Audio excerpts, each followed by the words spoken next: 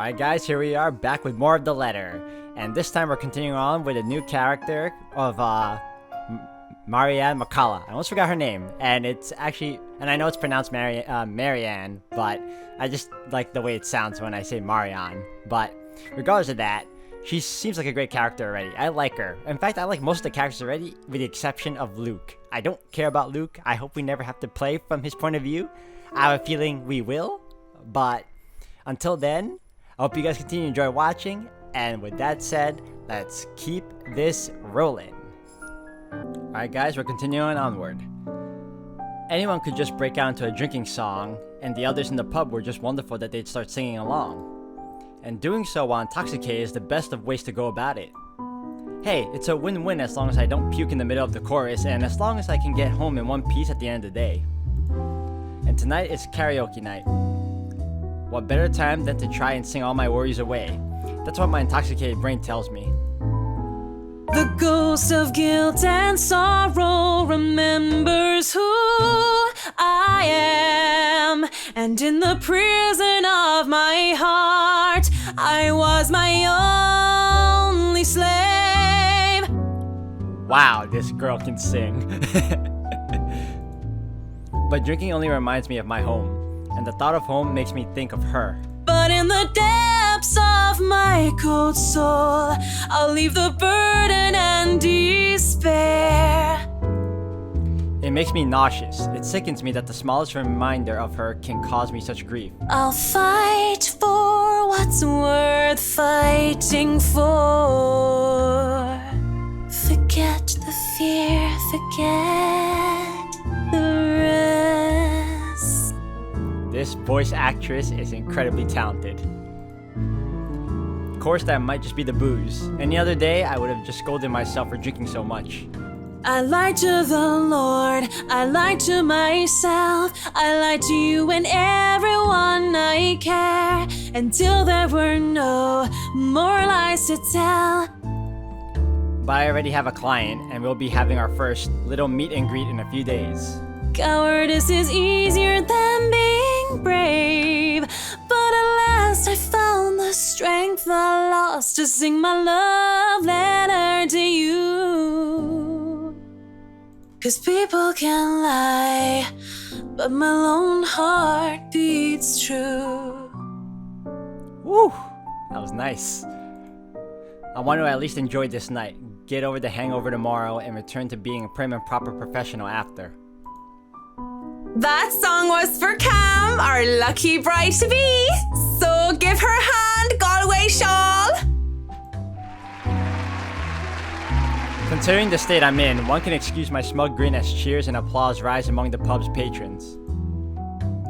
Because possibly off-key, public singing aside, I feel like I'm on top of the world right now, and that's a good reason as any to belt out in front of these strangers. With good drinks and good friends, there's nowhere else I'd rather be tonight.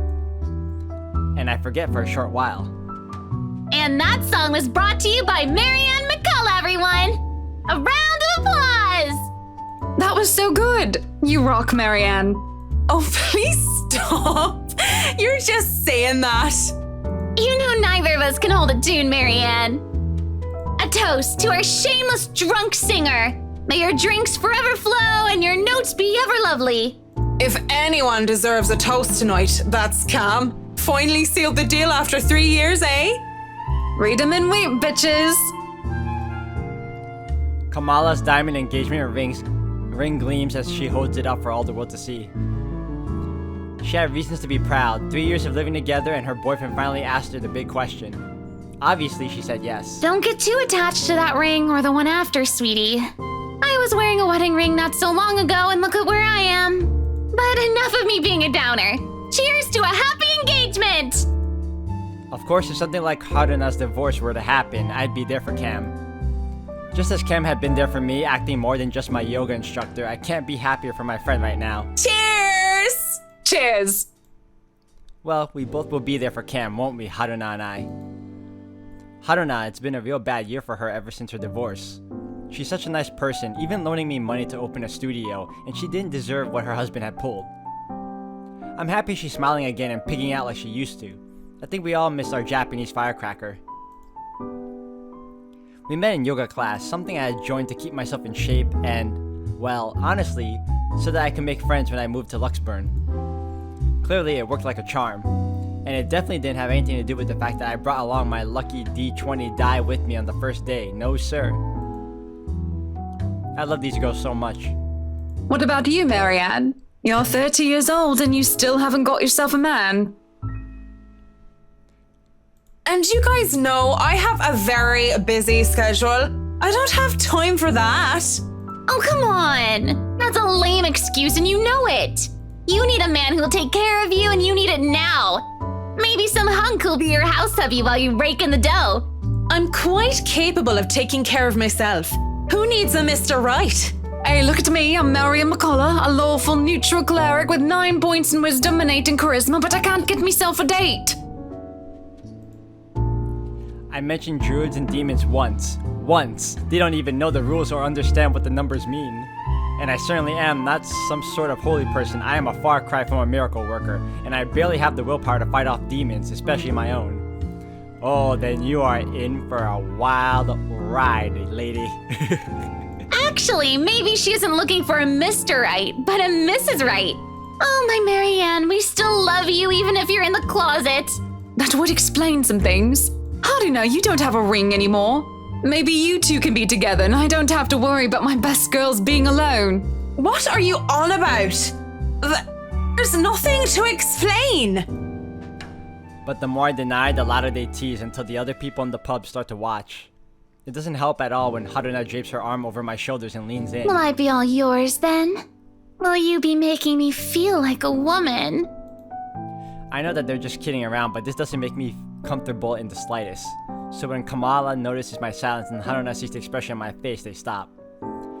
And when the awkward air settles over us, the rest of the pub goes back to whatever they were doing before the whole thing ever happened. They probably won't even remember it when they wake up with a massive hangovers anyway. Sorry. Me too. Hey, no hard feelings, right? I raise my glass. They smile. We drink. There's no need to say more. We're all definitely far too drunk tonight.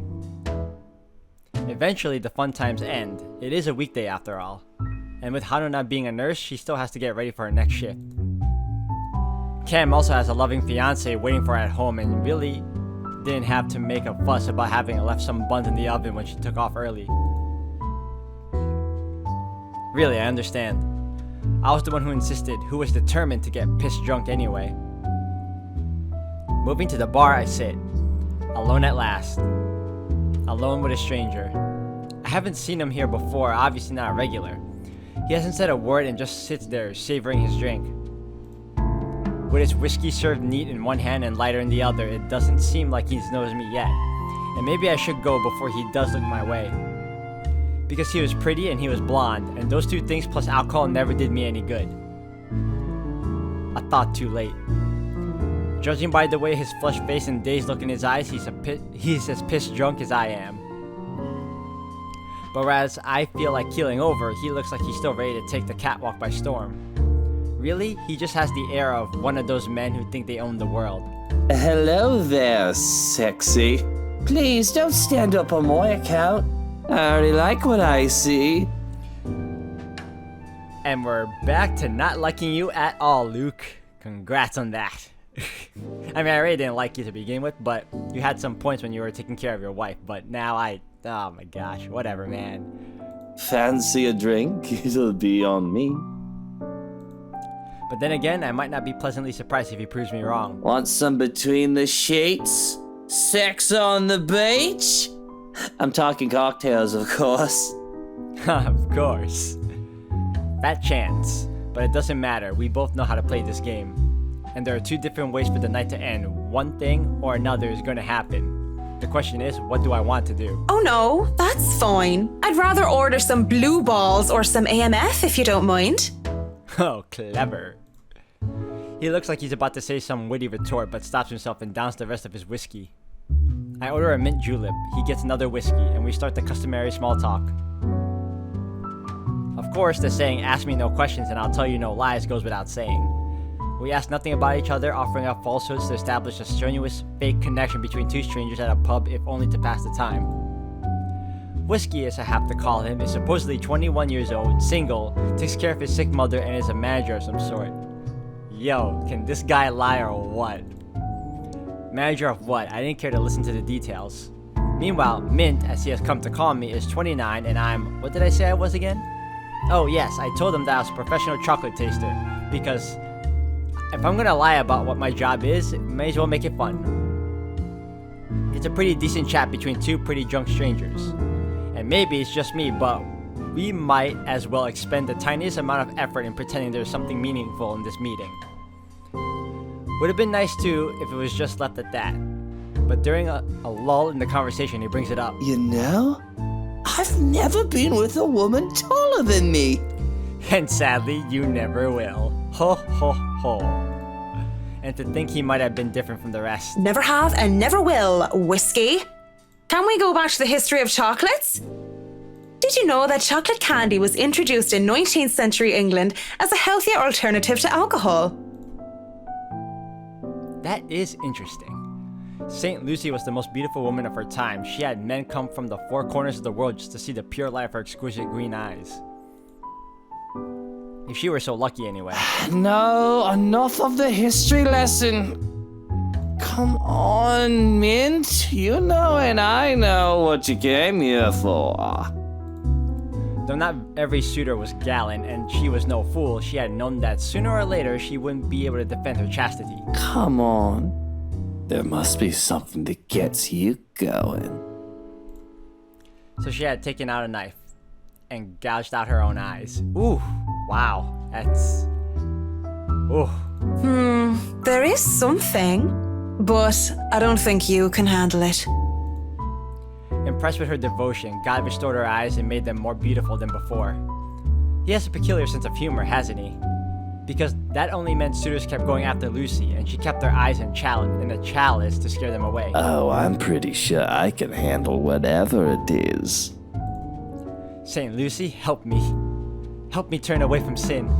Help me with my own blindness. My place isn't too far from here. I won't take care of you if it ends up being too much for you. Marianne, are you really gonna invite this? Come on, you're better. I hope you are. Come on. And no one will be able to hear you if you try to scream. Okay, now I like where this is going because it sounds like she's gonna kill him. You sure you want to go down that road, pretty boy? Wouldn't have it any other way. I really hope she kills him.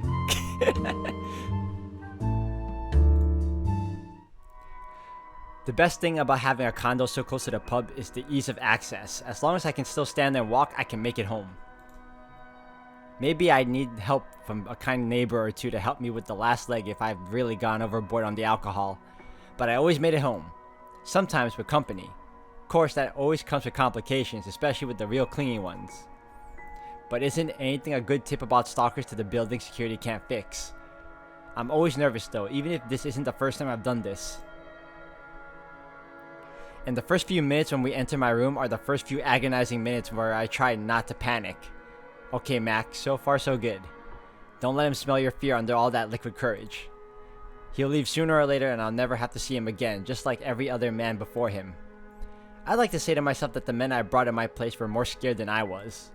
Yet, there is no fear when I look into Whiskey's eyes, only delight. When he starts touching me, I don't even hesitate when I push him against the door. Roughness is to be expected. Ah, come on! Ah! He doesn't... Ah. Ah, fine. Whatever. As long as he sticks to the script, everything will go smoothly. We'll have our little tumble in the sheets, he'll leave, we'll forget about it. I won't! What about Hana? Hana doesn't deserve this! Oh, she deserves better than this punk. Whatever. If somebody asked what I really wanted, I would have told them that I wanted a bed of roses, chocolates, and music, maybe an Irish castle. But all I really want is her, and that's never going to be a reality. That was my fault, of course. Because I was afraid. Because I was a coward. They would never hold a candle up to her. She was the light of my life. And I had to let her go. I can't even be bothered at the thought of her. Just the single thought of her makes my resolve to see this affair through waver. Wait! What is it now? Yes, what is it now? Oh, you know what I'm gonna pick, guys. There's no way this is gonna happen. Not on my playthrough. Yeah. We're both drunk. And Get the hell out. This is wrong.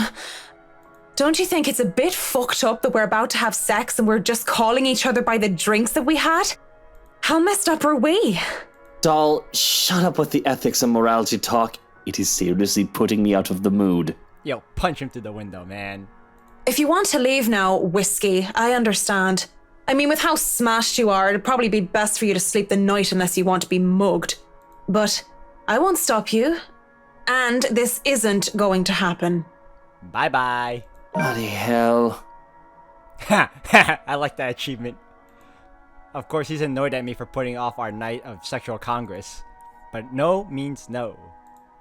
And beyond spewing a few profanities under his breath, he surprisingly simmers down soon enough. I was worried for a moment that he might try to force something. Instead, he makes a show of fixing his suit and smoothing down his hair before making himself comfortable in the nearest seat he could find. What are you doing then? You have a guest in your home. Put the damn kettle on. Yo, this guy. He's got to go. Dandelion tea if you have it. But I suppose all you have are those shitty tea bags from the store. If it isn't for the absurdity of this turn of events, I would have flipped him off for thinking I have no taste. But in the end, I just laugh. All I got are cans of Korean ginseng and lemon balm though, no dandelion. Without a second thought, I do wet the tea. That's 3 minutes to get the kettle to a boil. 3 minutes where we say nothing to each other.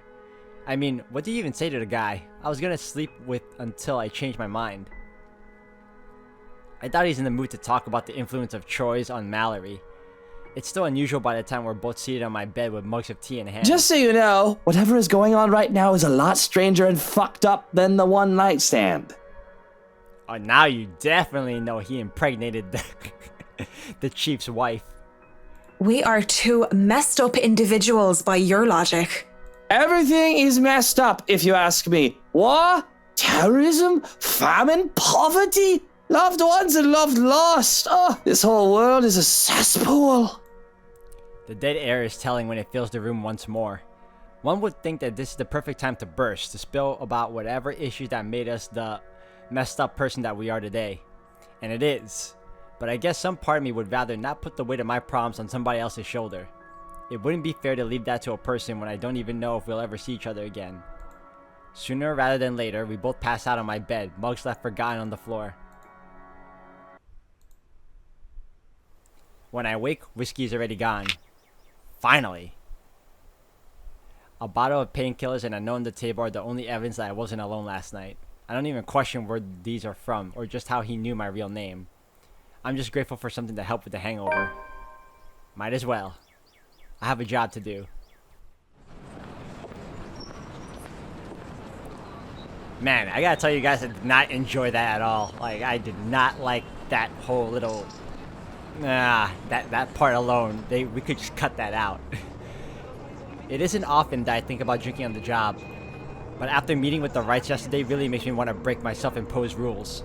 Because first off, damn whiskey was damn yep. And to top it all off, they had somehow forgotten to inform me that they didn't own the Ermengarde mansion yet when they hired me. What sort of person does that? Ugh, rich people.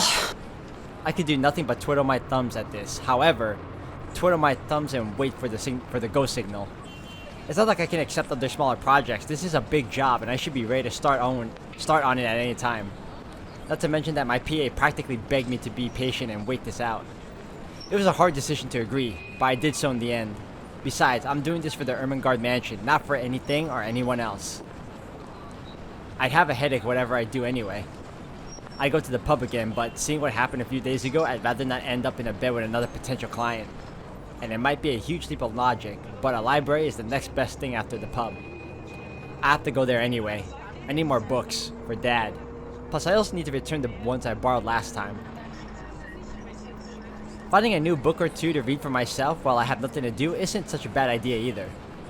So on a Saturday morning, I find myself going to the only library in Luxbourne to hopefully cool off. After returning in Ursully and a poetry book by Henry of Portabrady. I asked the librarian about the several titles on my list, though I don't have much luck on that front. Dialogue with Death has already been snatched, and she bluntly said that she did not keep our mathematical universe for someone who didn't return books on time. I make headway at least when I ask about the Siege and Rendition of Havana by Jacobo de Pezuela. If you count her snarling and pointing at the history section as headway, that is. The history section is devoid of any other except for myself and a redhead, though I'd wager a guess that Red's just passing by to get to the classical literature section. So many books, so little time. Scanning the books and seeing so many wonderful titles give me a great pleasure. And that's when I spot it. Hello, sailor. Why don't you come to Mama?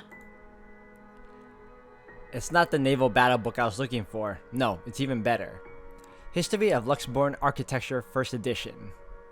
Ah, the newly acquired History of Luxembourg Architecture. I know I just have to get it. I have been waiting to get my hands on the book for so long. The fact that there is only one copy proves to be a problem, though, when Red reaches out for it at the same time as I do. I think I had this first, miss. Oh, wow. Small world. I can only stare her down when she refused to let go of the book. Refusing to let go of it as well, I raise a brow at her in the hopes that the fact that I was significantly taller than her would intimidate the girl. Even then, she refused with a rebellious look. This isn't exactly light reading, miss. I mean, do you even know which architect was at the forefront of 18th century Irish architecture? A beat. She blinks and I can't help the smirk on my face, which is wiped off when she opens her mouth. Edward Lovett Pearce, who established the Palladian style through his work with Castletown House and the Irish Houses of Parliament. Schooled! This bridge was destroyed in this year to delay French troops while under the regency of Mary of Guise. Oh, super schooled. This is not what I was expecting. Let's be honest, how many people would know these history facts? Historians, people that love history, people that love books, yeah. Aside from me, anyway. Going right to the obscure ones, aren't you? Easy enough. Tullybody Old Bridge in Clackmannanshire, Scotland, on the January of 1560, if we want to be specific. Suddenly, it's a game where we throw these history questions and facts at each other, back and forth in hushed tones unless we want to be thrown out of the library. After a while, it goes from some strange competition to this strange but friendly banter, if it could be called that. But as fun as it is, the exchange soon slows down until we're grinning at how odd this whole scene is. Marianne McCulloch, my desire for potatoes doesn't quite match what the stereotypes suggest. Rebecca Gales, the Scots' supposed hatred for the English wasn't enough to stop me from teaching their little spawns. By then, we had forgotten about our little tug-of-war, although she still holds the book in her hands. I had let go of it without realizing when she answered my first question. History teacher, then? Got it in one. No wonder you gave me a run for my money. Now, if we're talking about architecture, I'd blow you out of the water. You're from where? Luxburn Uni? Oh no, just St. Goretti's. I like how she said that, Goretti.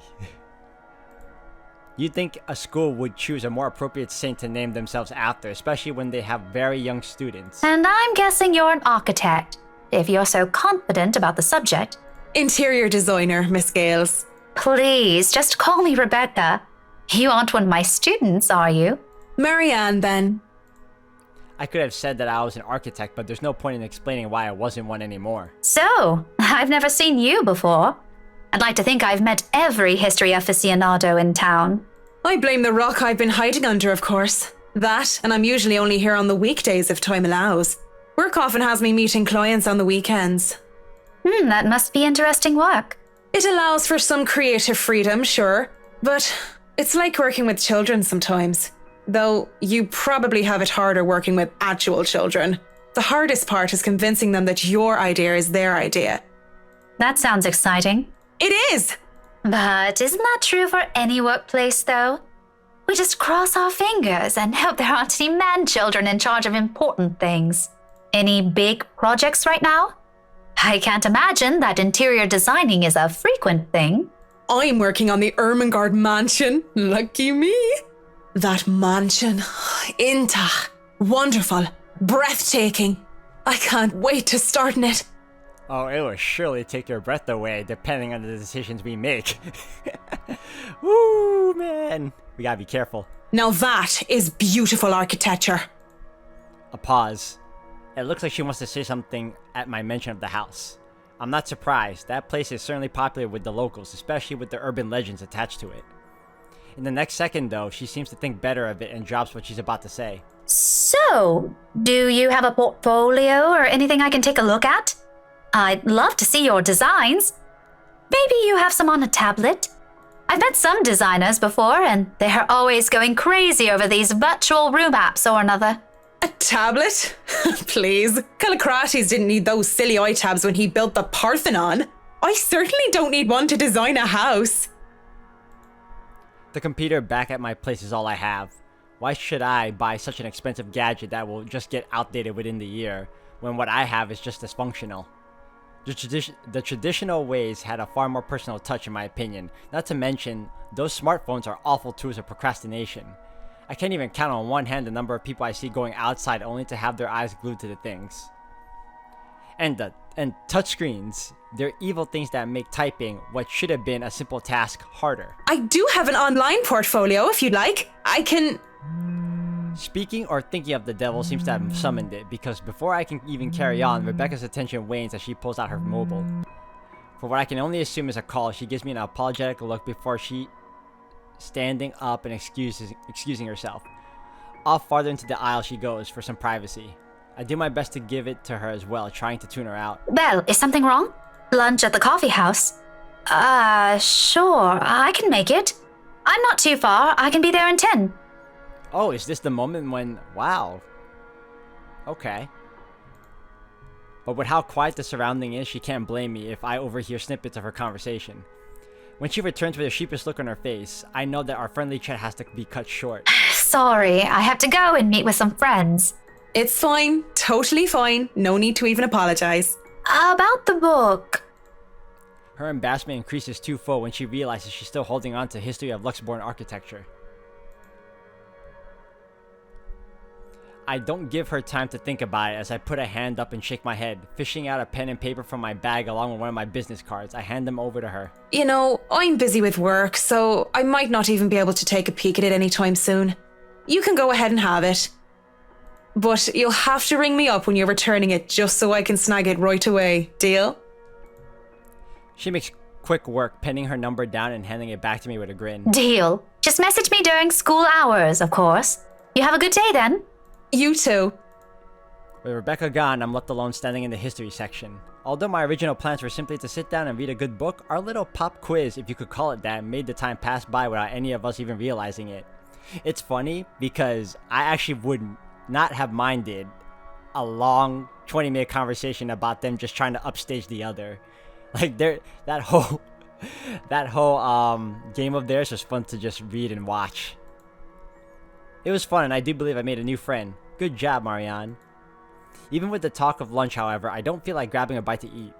There are still other books to be read here, and I'm hoping to find something that will help me while I work with the rights. Something like How to Deal with Arseholes Professionally 101, just in case. I've dealt with a lot of uppity, snooty, and rich clients before, but it's still better to be safe than sorry. Because Luke Wright just takes the cake, and he probably manages to eat it too. It seems the world is conspiring to keep me from my me time as my mobile vibrates in my pockets the moment I find something from the shelves of the classic literature section. Marianne McCulloch, Charlie Rose Design speaking. Rose Cooper here, Miss McCullough. I hope I didn't catch you at a bad time or anything, but I just wanted to check in and tell you that we've got the clear to hand over the documents. Madam Wright told us that we should forward the floor plans to you. Already? How did they go through the process so fast? Surely there's so many red tape to even acquire the forms and the transferring of rights. No matter how rich the rights are, it shouldn't be this quick, right? So, if I can just have your email, I'll be sending them your way. I'd actually like a physical copy of the floor plans. Oh, I suppose that's fine. I'm not at the office right now, but I can inform Miss Santos of your request. I'll make sure to drop by the office after lunch if that's fine. Not a problem. Right. Well, cheers. Right. Cheers. I don't know. I just don't. Is there some sort of deeper miscommunication when we last met? These things take time. It's been, what, a day? Less than that even? There isn't even a point in trying to make sense of these people who seem to be larger than life. As it looks like I'm on the clock starting today, I might as well eat. Grabbing some fish and chips from one of the street food stalls, I find a table to spend time with a copy of Marquise de Sade's Crime of Love, since Rebecca left with the book I wanted. I hope I pronounced that title right, by the way, guys. I read this one before along with the rest of his works. This would be the 18th time, in fact. But it's always nice to read through it again when I don't have the time to enjoy something new. Besides, when you're dealing with people so filthy rich that they just end up plain filthy, you need the good old Marquise sound advice. La blessure se trouvant sans aucune sorte de conséquence. Man, that is so good. The wound being without any consequence. Of course, it's folly to think that things have no consequence when everything actually does. Briar Realty Corporation's Luxbourne's branch isn't too far off from the city center. Just a few blocks away and I can easily eat and walk. I'd rather use this time to rest before I go into a flurry of activity, no doubt. There will be so much to do once we get hands on with the mansion. Still a lot better than working on another condo, at least. Surely no matter how much BRC and the old owners put into the restoration and preservation of the place, any big repairs would be superficial at most. I'm quite certain that in their haste to sell the property, they did a rush job. It isn't an infrequent thing to do despite how it is frowned upon. There'll be a lot of hidden issues that I will need to weed out, and I have to make sure I find every single one of them, especially the more serious damages.